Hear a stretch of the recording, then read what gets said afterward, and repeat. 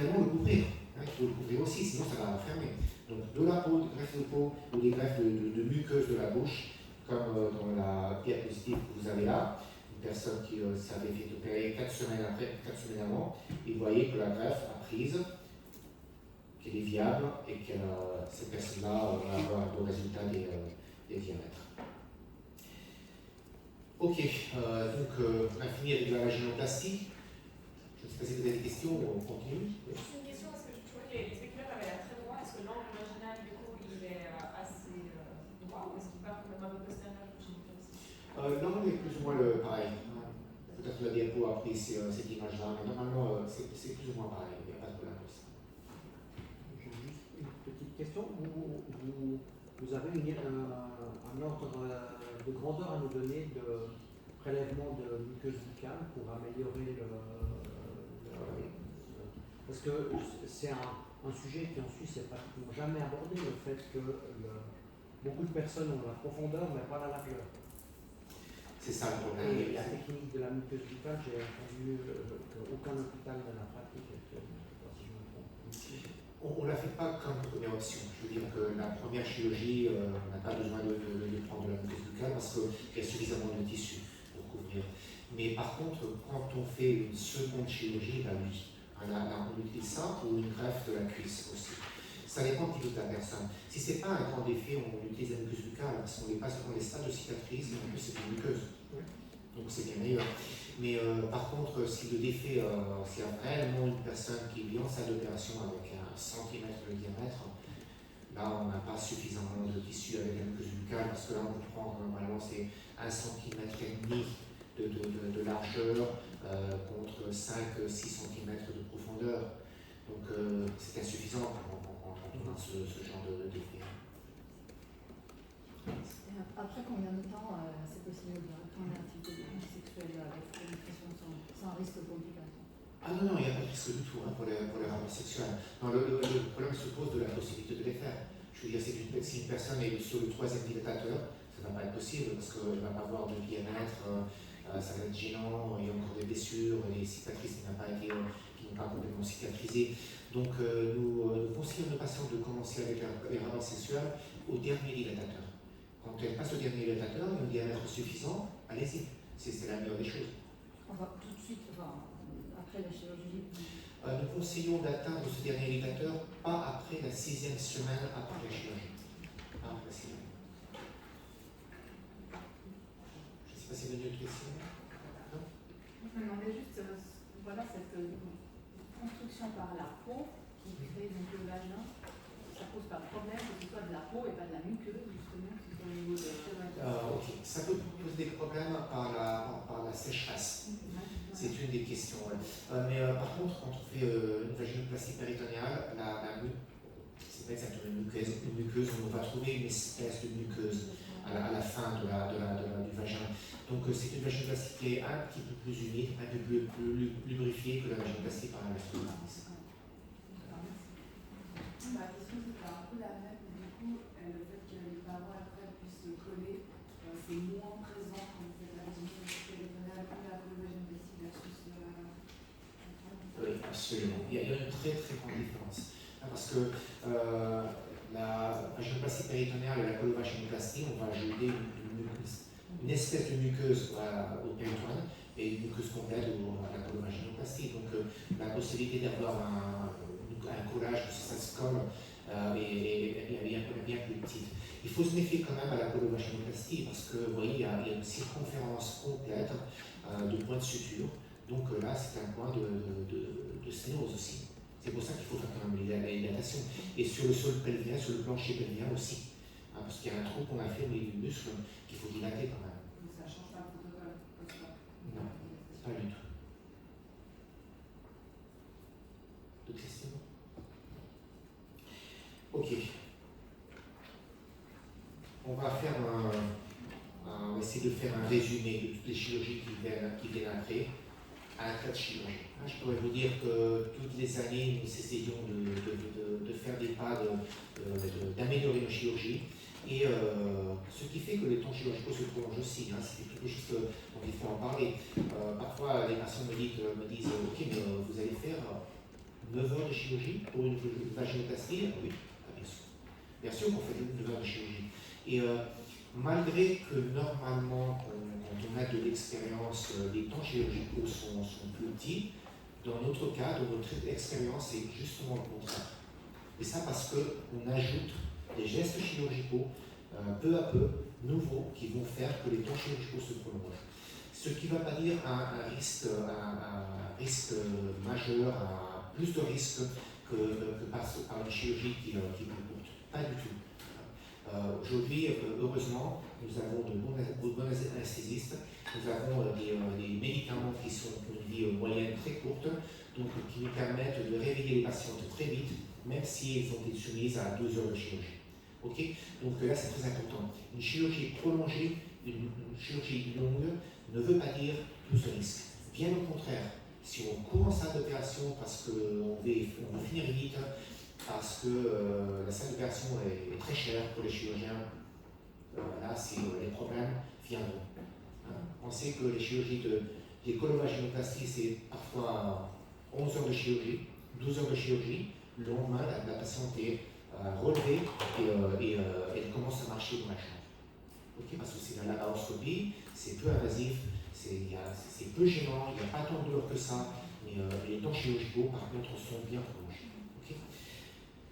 Donc, chirurgie, tout ça, et d'autres chirurgies. On n'a pas mis là la chirurgie de la voix, Désolée, j'ai encore 2 questions. Je sais pas, les corps caverneux, c'est du clitoris, vous les mettez. Les corps caverneux, c'est ceux qui font l'érection. Oui, non, mais là, quand vous reconstruisez, vous les gardez, Non. vous les On enlève tout complètement. Les corps caverneux sont complètement enlevés. Jusqu'à la crura. La crura, c'est une espèce d'encrement très petit des 2 côtés du pelvis qui sert de point d'appui pour l'érection. Okay, mais il faut tout enlever, il faut tout enlever et uniquement conserver la couverture. La couverture est faite, l'épaisseur de la couverture est peut-être à 0,5 mm. Et elle est très souple, il n'y a pas de problème sur ce point-là. Qu'est-ce qui fait que vous avez mis des exemples plutôt colovaginoplastie versus la péritonéale? Ok, là ça dépend du choix de la patiente. Et normalement on fait une colovaginoplastie quand il y a une patiente qui ne sait pas, qui a des rapports sexuels fréquents avec des différents partenaires. Une travailleuse du sexe par exemple. Là, oui, parce qu'elle me dit ok, je ne sais pas la profondeur que je vais avoir besoin, je ne sais pas le diamètre, je vais m'assurer que je ne vais jamais avoir un problème. Là, oui. Ou il y a des patients qui choisissent, qui me disent ok, je sais que votre conseil c'est de faire une péritonéale, mais moi je préfère par contre faire une colovaginoplastie. Je comprends le risque, mais c'est mon choix. Il n'y a pas de problème du tout. Sinon, de choix, c'est la péritonéale. Pour moi, oui. Pour moi, mon conseil c'est la péritonéale.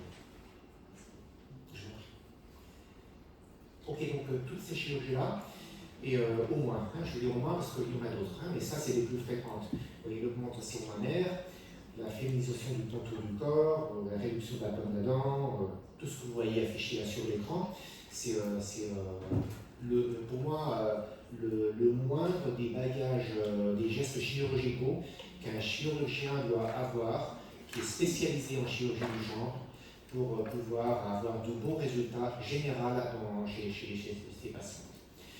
Donc on va essayer de parler au plus vite possible parce que je crois que il manque encore 3 Il nous reste 30 et 10, 40 minutes. 40 minutes, ok. J'essaie d'aller vite. L'augmentation mammaire, uniquement dire que pour nous la voie axillaire d'élection, la voie d'élection, pour la voie principale c'est la voie axillaire. Il n'y a pas de cicatrice visible et on peut faire une approche rétromusculaire très facile et le nombre de complications est bien petit dans cette voie d'accès. La contracture capsulaire par exemple est moins fréquente par cette voie d'approche que par la voie antérieure. Il y a 2 points importants à traiter là et là pour nous les physios sont très importants. Pour nous, peut-être pas plus, mais je pourrais dire que pareil que peut-être pour une vaginoplastie. Parce que le muscle chez une femme trans est est très gros et très développé. Donc, du moment qu'on met la prothèse en dessous du muscle, ce muscle, quand la patiente se réveille de l'anesthésie, commence à marcher, commence à fonctionner. Et ce qu'il fait, c'est d'essayer de déplacer la prothèse vers le haut. Donc là, il y a 2 points très importants. Il faut faire une chirurgie qui nous laisse la prothèse un petit peu plus bas que d'habitude, premier point. Second point, la poche que nous faisons pour mettre la prothèse doit être un petit peu plus grande. Le troisième, la bande élastique sur la prothèse est fondamentale avec l'aide aussi du physio. Okay, ça c'est très important parce que sinon le muscle commencera à travailler et quand le muscle travaille, la prothèse est située vers le haut et nous laissons la prothèse là de 4-5 semaines, ça va se fixer, ça va être très difficile à déplacer vers le bas et le résultat va être vraiment très bon. Ça c'est un des points distinctifs que chez FR6. Le second point, la position du mamelon. Le mamelon chez FR6 est déplacé vers l'extérieur et latéralisé complètement, un petit peu plus bas. Donc là, c'est un point qu'il faut discuter avant la chirurgie. Si on met la prothèse au milieu, comme chez une femme 6, et on laisse le mamelon des 2 côtés, catastrophique. Ça, c'est une catastrophe. Mais par contre, il faut expliquer à nos patientes, ok, vous allez avoir les prothèses un petit peu déplacées vers les 2 côtés. Il faut l'expliquer. Parce que sinon, après la chirurgie, elles vont me dire, ok, mais qu'est-ce que vous avez fait? Vous avez mis les prothèses déplacées vers les 2 côtés? Oui, bien sûr, il faut les mettre là. Sinon, les résultats est très mauvais. Si on voulait déplacer le mamelon, là, il faudrait accepter des cicatrices vraiment très importantes. Je ne conseille jamais de faire ça. Jamais. Parce que entre avoir une prothèse un petit peu déplacée vers les côtés et avoir les cicatrices qu'on laisse en déplaçant le mamelon, je peux vous assurer, les prothèses des 2 côtés. Sans doute. Mais il faut quand même l'expliquer. Il faut dire à la patiente, ok, regardez où sont vos mamelons, on va essayer de centrer la prothèse avec le mamelon. Le volume. Ok. Le volume pour une femme trans est vraiment élevé. Parce que le thorax est plus grand, parce que le muscle est plus fort, et parce que sinon le résultat en volume est faible. Quand j'ai commencé à faire la chirurgie d'augmentation mammaire chez la femme trans, on utilisait presque la même prothèse que chez la femme 6 et on avait un tas de patientes qui se plaignaient qu'elles voyaient un tout petit résultat. Je peux vous assurer que 500 ml, 600 ml pour une femme 6, c'est énorme. C'est terrible. C'est 2 ballons terribles au milieu du thorax. Et je peux vous assurer pour une femme 6, vous voyez les résultats sur les diapos. Pardon, sur une femme trans. C'est 500 ml, c'est presque le standard. Et maintenant, les patientes commencent à nous demander les 600 ml. Regardez ces résultats, 615 ml, c'est pas énorme. C'est un volume, c'est un bon sein, bien sûr, mais c'est pas énorme. 615 ml chez une femme 6, voilà. Vous allez regarder ça 1 kilomètre avant qu'elles apparaissent. Hein. C'est terrible, hein, je peux vous assurer. Donc le volume va changer. 2 questions, mais elles sont liées. Est-ce que vous n'avez pas, en mettant directement un volume de cette taille, des risques de vergéture qui après disparaissent pas, qui ne sont pas du tout souhaitables? La deuxième question, c'est est-ce que vous utilisez en tout cas une caisse maladie a accepté de rembourser ici, c'est-à-dire une prothèse qu'on remplit, la personne a pu tous les 15 jours faire gonfler sa prothèse, notamment pour éviter les vergetures, puis déterminer à partir de quand elle estimait avoir une taille qui correspondait à son désir. Bonne question.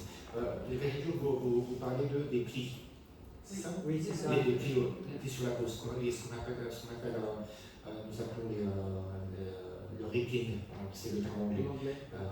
Oui, pour le médecin, c'est le rippling, c'est le terme anglais, c'est les plis que parfois font ces prothèses. Ok, c'est une bonne question. Quand on fait une approche.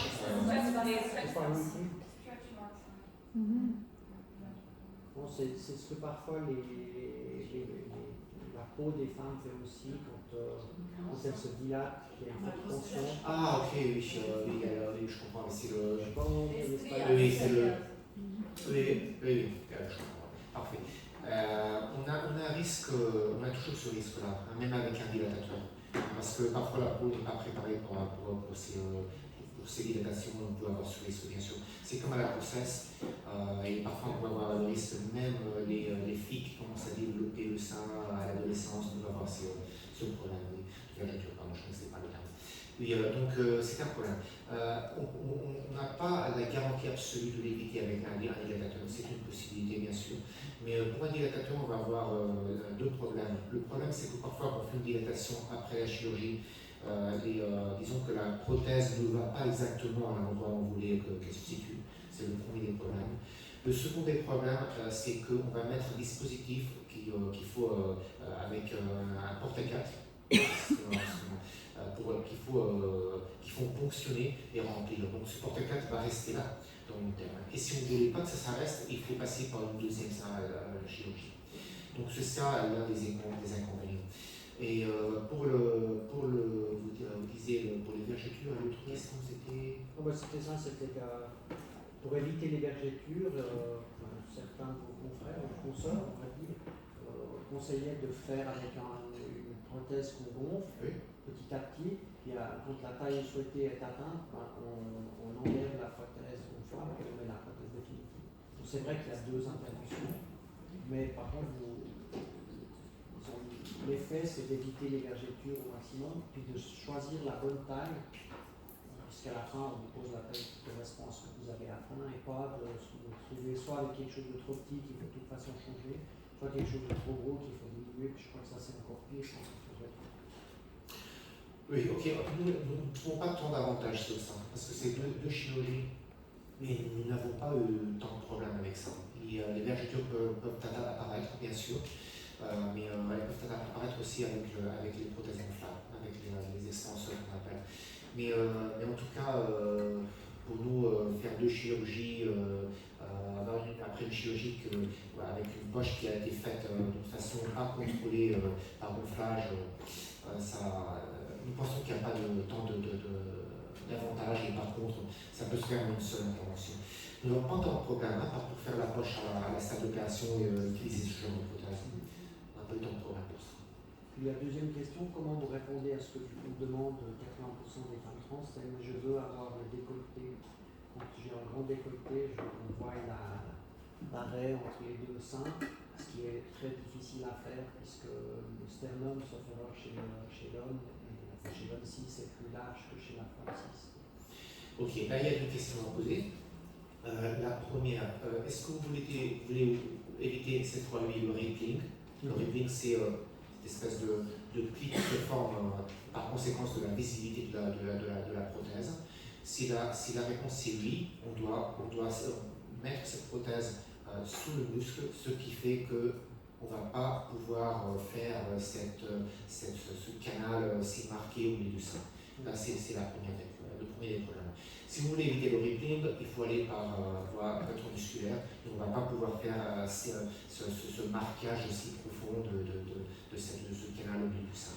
Et le deuxième des problèmes, c'est si le moins long est latéralisé, on ne va pas pouvoir mettre, on peut les mettre, mais le résultat ne va pas être bon. Je sais que c'est quelque chose qui réclame beaucoup, mais malheureusement, on a des limitations.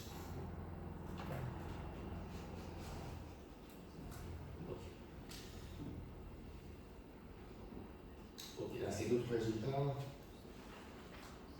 Vous voyez, mais ça, si ça répond à votre question, vous voyez, ça c'est complètement plat. Et là, c'est directement une prothèse. Voilà. Donc, on n'a pas trouvé d'un problème pour ça. Je sais qu'il y a des collègues qui font ça, qui font le gonflage, mais c'est deux chirurgies quand même. Là, c'est la même chose. On n'a pas eu d'un problème avec ça. Sauf que les chirurgiens, en décollant le muscle au-dessus en salle d'opération par l'effort, le muscle est très ferme, mais ça, c'est notre travail. Ok, on va aller un peu plus vite. Féminisation du contour du corps. On l'a fait en s'aidant de la liposuction et lipotransférence. C'est quelque chose qui est très demandé aussi.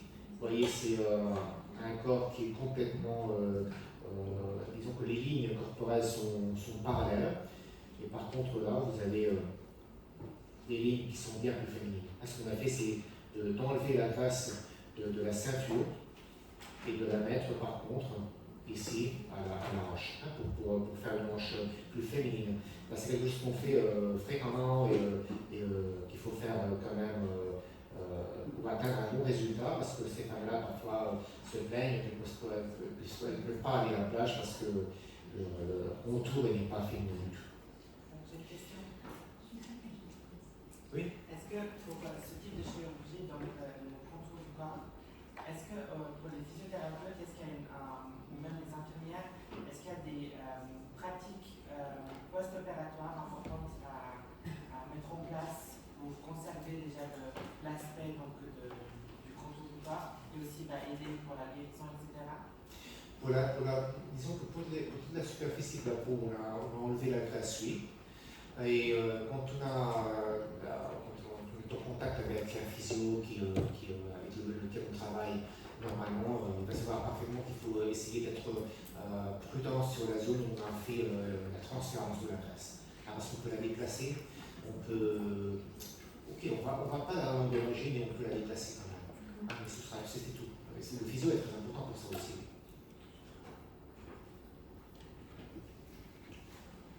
Ok.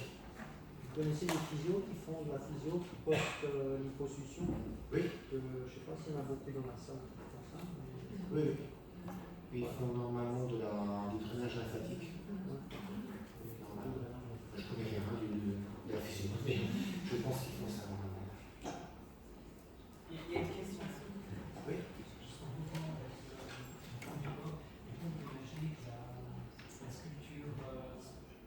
Sculpture est inimaginable pour une femme trans parce qu'elle n'aura jamais assez de développement.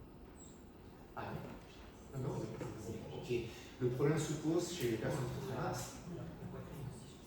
Mais pour nous, on n'a pas de problème pour ça. Normalement, la poitrine, on trouve suffisamment de graisse pour faire la transférence, sans problème. Hein. Sauf que la patiente soit très mince. Dans ce cas-là, oui.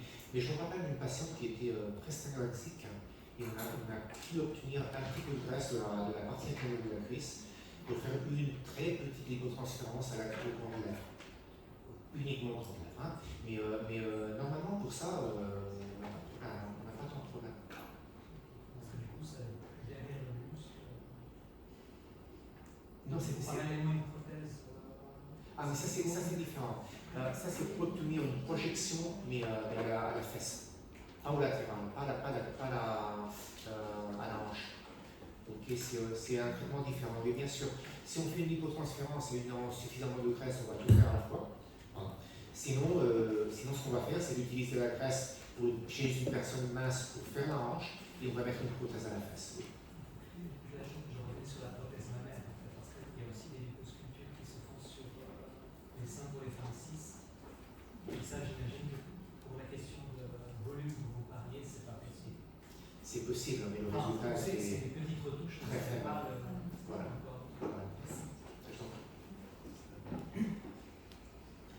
Ok, on essaie d'aller un petit peu plus vite.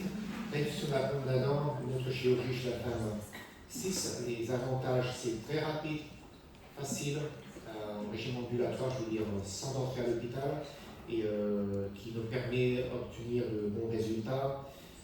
Il faut y aller dans ces centres spécialisés aussi, parce que malheureusement, nous avons reçu des patients qui avaient été opérés, qui n'avaient pas eu de résultat du tout, parce que vous voyez, la pompe d'Adam, le problème, c'est que c'est le cartilage thyroïde, et derrière le cartilage thyroïde sont ancrés les cordes vocales.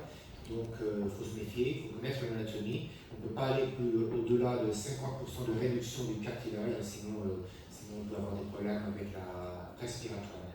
C'est pour ça que nous préférons faire cette chirurgie sous l'anesthésie locale avec une personne qui n'est pas du tout sous l'anesthésie générale. Parce que sinon, on ne va pas voir comment bouge le tissu chaque fois que le patient respire. Et ça, c'est un point de repérage très important pour savoir jusqu'où on peut arriver avec cette chirurgie-là. L'incision se fait haute, comme vous voyez. C'est avant la chirurgie d'après. Il se fait ici, entre le menton et le cou, pour essayer de dissimuler au mieux la cicatrice. Ouais, c'est une grande projection, hein, ça délate parfois cette figure plus féminine, plus masculine, pardon, mais par contre, quand on enlève cette projection, disons que c'est très visible aussi. Hein. Ok, rhinoplastie, on va aller vite parce qu'on n'a pas de temps. Point important et très important à différencier d'une rhinoplastie conventionnelle, c'est les angles. Ce sont les angles. Les angles sont très importants à traiter chez la femme trans et les angles féminins sont différents. Et il faut se rendre compte, si on reproduit ces angles à la figure d'une femme trans, on va obtenir un très bon résultat parce que le nez est la partie principale de la figure.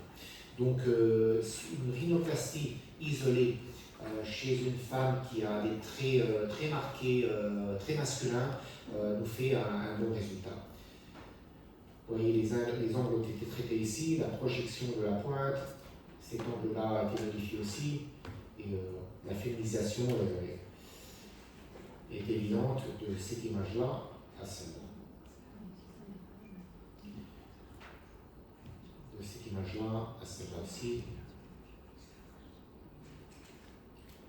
Ce nez-là à ce nez-là. Et toujours l'angle doit être ouvert à plus de 80 degrés, surtout l'angle entre la pointe du nez et la lèvre supérieure. C'est avant la chirurgie, et là c'est quelques semaines après. Nous travaillons au piézotome, c'est un instrument qui travaille avec un ultrason qui nous permet d'être très précis quand nous coupons l'os. Pensez qu'il faut couper l'os de chaque côté, au dos du nez aussi, et parfois au milieu aussi. Donc c'est une chirurgie qui peut être très traumatique si on n'utilise pas les instruments modernes qu'on utilise maintenant. Ça c'est une diapo que je vous apporte parce que c'est quelque chose qu'on peut faire aussi. Hein, quand une patiente n'a pas suffisamment de vie pour pouvoir faire toutes ces chirurgies, mais veut faire par contre un changement, ça c'est uniquement de l'acide hyaluronique. Ça s'est fait en consultation cabinet médical.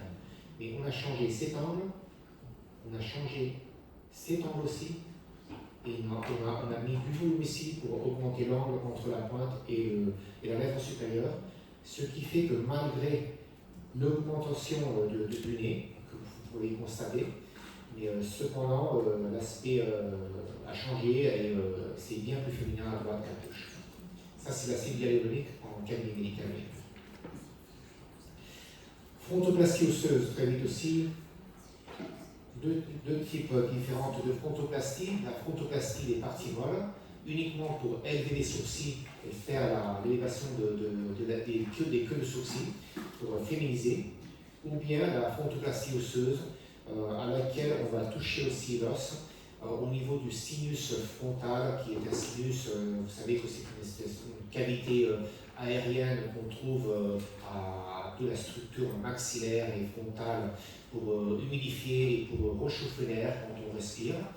Et ces sinus peuvent être utilisés pour jouer avec la table extérieure de l'os et disons que l'enfoncer et essayer d'obtenir un résultat au profil bien plus féminin que masculin. Donc pour ça, il faut prendre les mesures préopératoires du sinus. Ici, on voit le sinus de cette étoile-là, celle-là. Et normalement, ce sont les mesures qu'on prend, c'est tout au 3 cm versus 67 cm de largeur. Et c'est les mesures qu'on doit prendre pour savoir où couper l'os à l'extérieur, parce qu'à l'extérieur, le sinus ne se voit pas.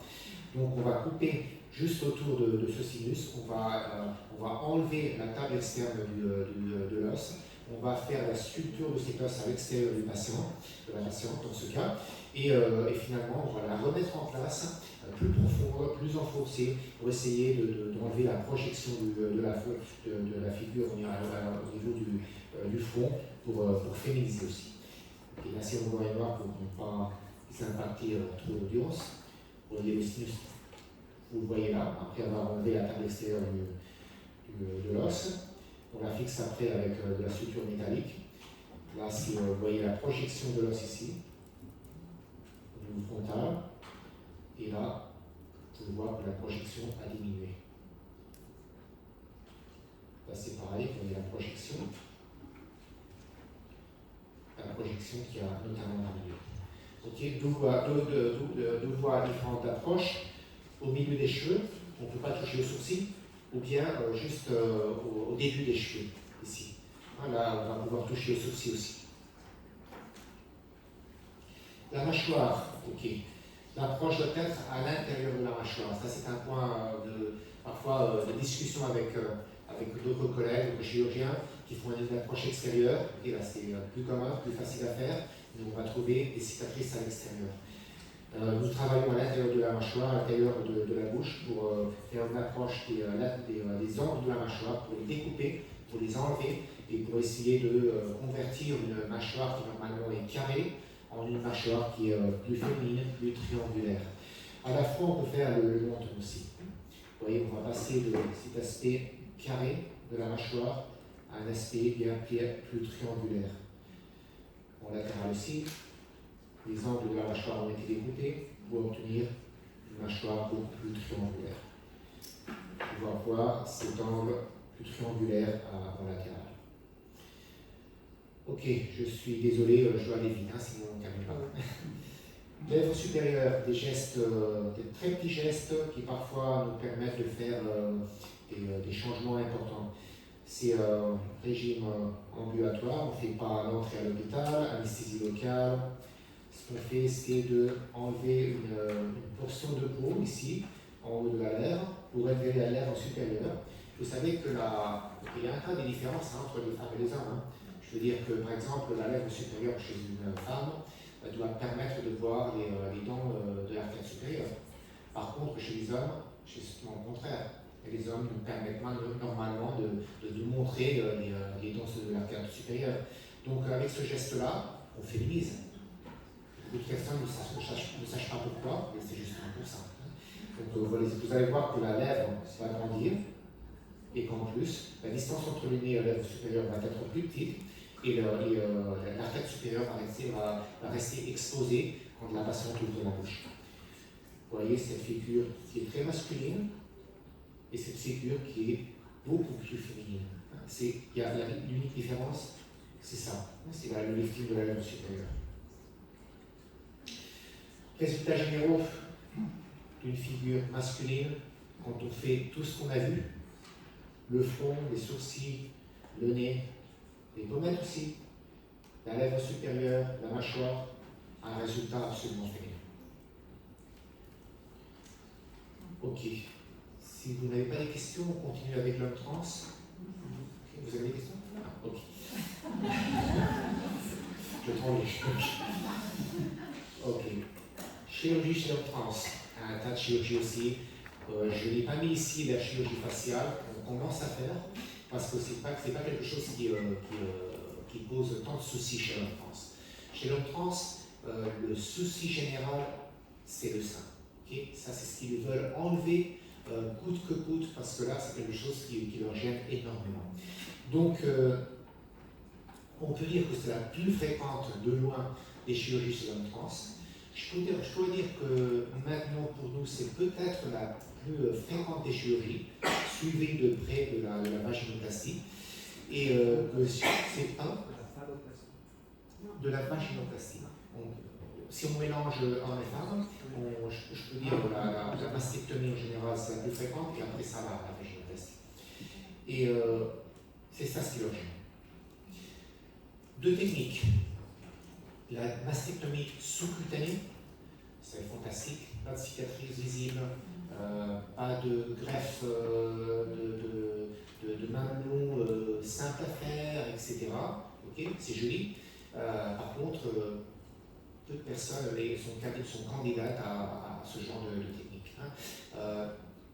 Il faut se méfier et ne pas faire cette technique-là chez des personnes qui clairement n'ont pas d'indication. Parce que vous allez avoir un patient fâché et qui va avoir besoin d'une deuxième chirurgie si complexe que la première.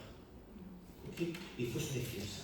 Donc la sous-cutanée est réservée pour des personnes qui ont un sein très petit, une glande très petite, avec une peau élastique et un excès de peau très petit aussi. Pour ces personnes-là, fantastique. Pas de cicatrice, tout fantastique, mais uniquement pour ces personnes-là. Et là, je pourrais dire que peut-être, je je ne sais pas si 5% de nos mastectomies, 5, 6, 7% de mastectomies peut-être sont candidates à cette technique, pas plus, hein, pas plus que ça. L'autre technique, c'est ce que nous appelons la double incision, une mastectomie à la double incision. Ça veut dire qu'on va faire une incision dans le bord du pectoral, du muscle pectoral, juste à la base. Et je peux vous dire aussi, les hommes trans, la majeure partie d'entre eux sont des cicatrices. Pour eux, c'est peu important. Il n'y a pas de problème pour les cicatrices, mais par contre, s'il n'y a pas un bon résultat masculin, là, tu peux faire de la consultation, parce qu'ils se fâchent. Donc, bon résultat au point de vue de la masculinisation, la cicatrice, peu important pour eux. Donc, double incision, la majeure partie des cas. Vous voyez, là, c'est à gauche la fin de la chirurgie. La cicatrice est là.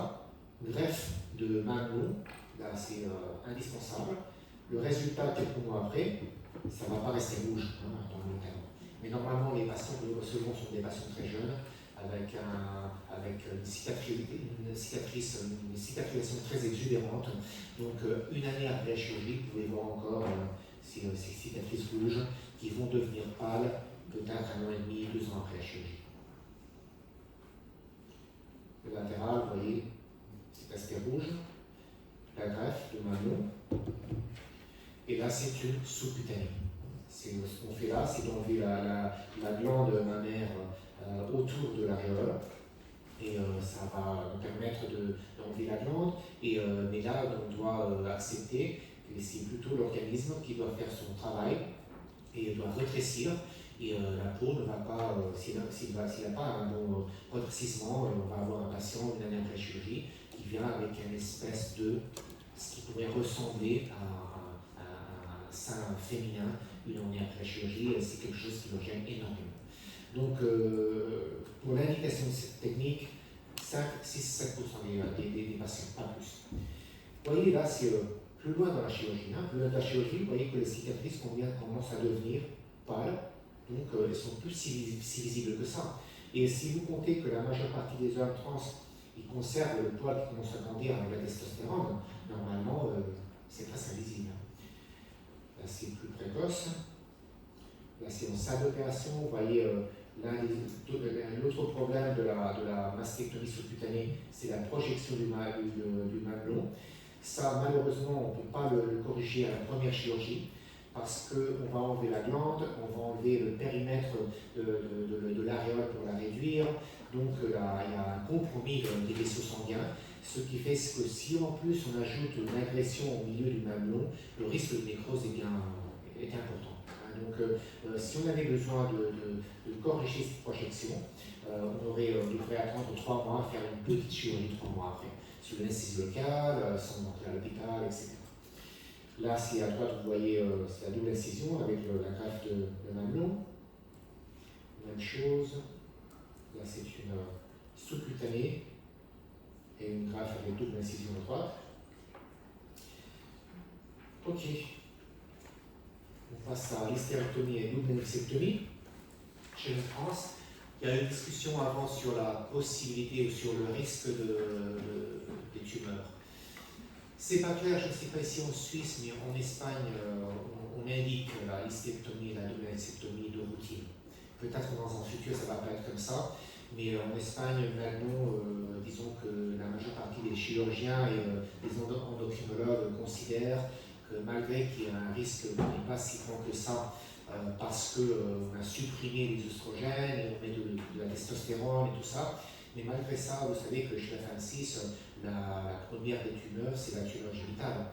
Donc si ce patient-là est sûr qu'il ne va pas vouloir avoir une grossesse par lui-même, il n'y a pas raison de laisser ça en place avec un risque de tumeur. C'est quelque chose à discuter. Mais disons qu'en Espagne, maintenant, on recommande d'enlever l'utérus et les ovaires. Pour ça, avant, nous faisions une approche uniquement vaginale. Maintenant, on fait une approche combinée à la laparoscopie. Nous le considérons plus sûr, parce qu'on voit mieux les organes, on voit mieux les urétères, qui sont Ce sont des tuyaux qui passent juste très proches de la